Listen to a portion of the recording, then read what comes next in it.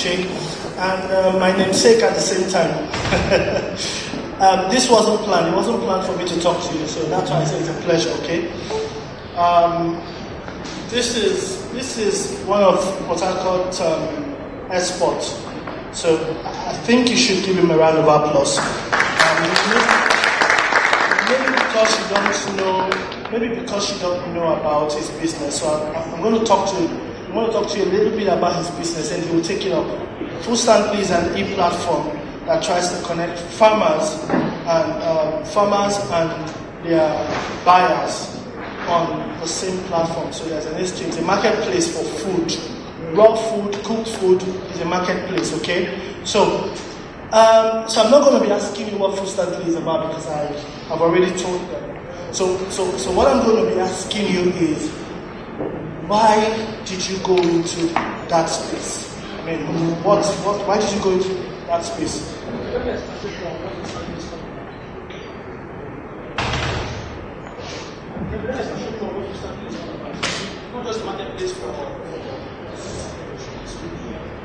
It's not just a marketplace for connecting farmers to buyers. It tends to bring all the fragmented food sellers in the ecosystem. It includes the farmers, the food traders, the grocery shops, the food manufacturers, and the eateries. Connects them to buyers. Yeah, what's the next question? So why did you go into that space? Okay, I have been in the food business for a while. Before I entered school, University of Calabar, I had a plan. I wanted to establish a chain of roasted food joints. I saw how the sugar men were operating, the corn sellers and the rest of them. So I wanted a branded chain of roasted food around Nigeria. So I set up what they call roasted bros, a little kiosk with a couple of people there, all kinds of roasted food, seafood roasted food, potatoes and all. But it failed after about 7 months. I was very young then and inexperienced, and I was about entering school then. Then equally, I've done a couple of food business. I've sold cows. I invested in all these Aboki men, all these alhajis who bring cows from the north. And when we buy the cow, we sell it to retailers retailers who butcher it and sell in pieces. I've done a lot of food business. So I saw the pains consumers experienced. I saw the pains the sellers experienced in the food ecosystem, both from the supply side and the demand side. And I said, with technology, we can leverage on technology to simplify the way Africans, Nigerians especially, buy and sell food. Because I don't need to be in my house and I'm thinking, I want to go to the market, and I'm thinking, it's going to take me time. If I get to the market, it's muddy, it's dirty, it's disorganized. I spend like 3 or 4 hours to shop for food. Or I'm looking for a farmer, maybe I'm looking for 10 tons of potatoes, and I'm asking myself, where do I get 10 tons of potatoes? Which farmer has the capacity for that? Or I'm in the office and I want to eat lunch, and I'm thinking, how can I drive down to the next fast food to buy food? So I feel there's a way we can simplify it. Let's bring all the millions of food sellers, both the farmers, the traders, the whole 9 yards.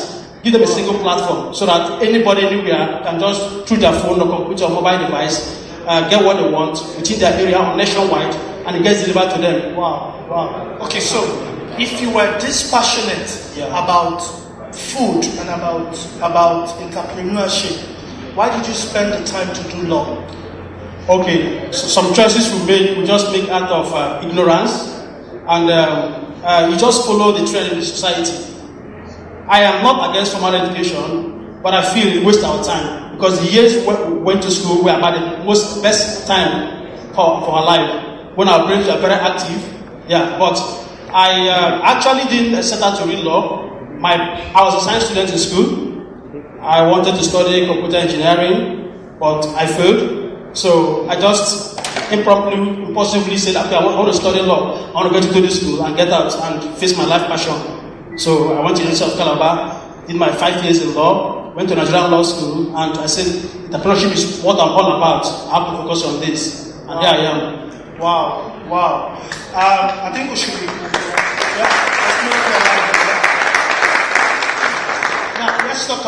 Let's talk about technology. We're talking about lawyer. We're talking about somebody providing technology solution. So how do we marry them? Because yes, you're not a tech person. So let's talk about how you do your stuff. Okay. I've always loved technology. Before internet became very popular in Nigeria, I never owned a computer. I said, this computer must be something wonderful. Internet must be something wonderful. If I can stay here and receive mail from somebody, my cousin in the UK, there should be more that can be done with it. I started going to cyber cafes. Then it was about 400 naira an hour. I started browsing. I started learning how to use the computer.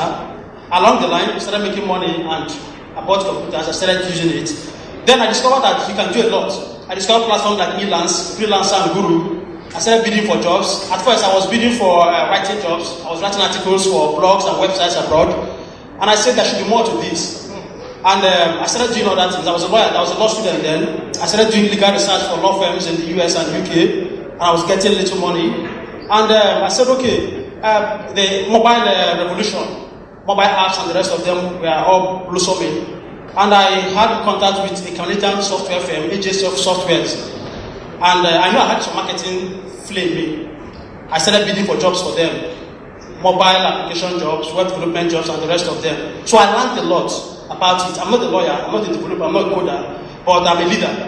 I'm an organizer and understand the vision I had. So I had to learn everything. So it takes an organizer to actually be an entrepreneur, more like. I think we should be able to we should be internalizing some of these things. Okay, you were featured in Demo Africa in 2014. Yes. Yeah, you remember I told you guys I wasn't successful. Well, he was successful, and Tony Elumelu Foundation. We also entered that competition. You were selected, I wasn't selected. And I said to him, I said, boss, you're going to tell me what you do that I don't know yet. And it has been difficult getting him to tell me. So he's here now, so he's going to tell me. So can you tell me? There's no magic wand. It's just that I'm very persistent, I'm stubborn. When I have a vision, and I validated that vision, I do everything possible to make sure it works. For Demo Africa, I did my first Demo Africa application in 2013. When we were building the Foodstantly platform, I lost. Wow. I wasn't deterred. Wow. The next year, when Foodstantly was still in beta testing, opportunity came out for Demo Africa application. I applied.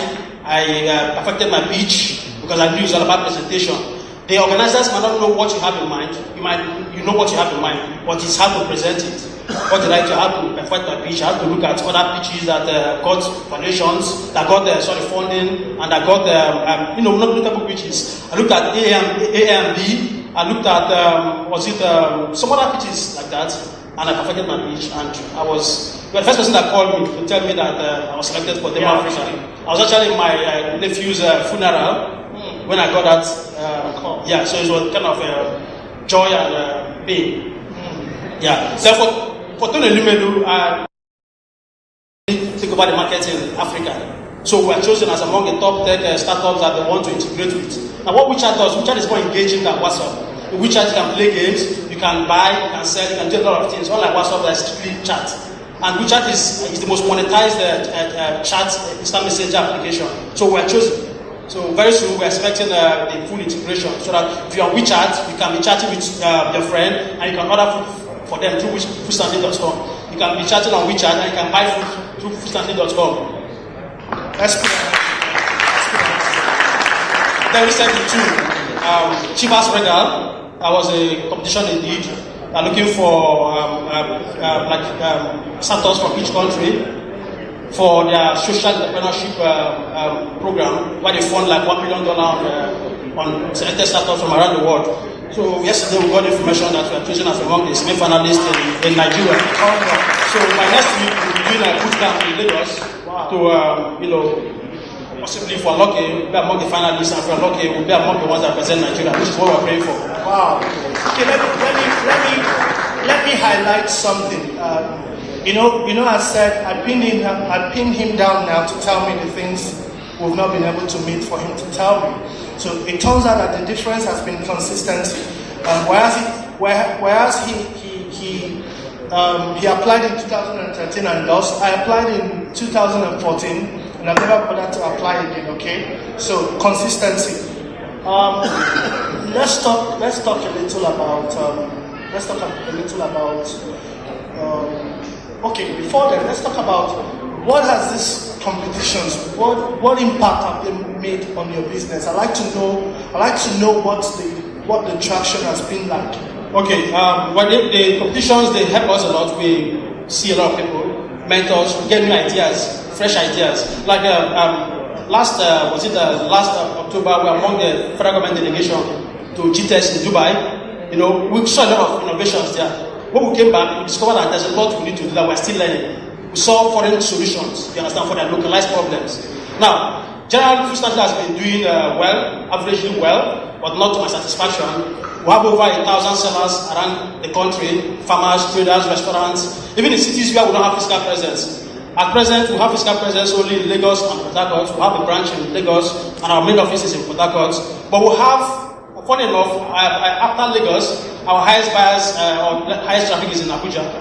But we don't have a physical office there, and transactions are going on there. People are buying, people are selling. Even in Kaduna, we have farmers who we try to link up to the market in Lagos, and transactions are going on. Gradually, it's building up. So all these competitions has helped us a lot because one, we're a startup, we're bootstrapped, we're not funded, but we $5,000 from Tony Lumelu. But these competitions at times they have a way of giving us media attention, right? Like like WeChat. We are profiled by Think About.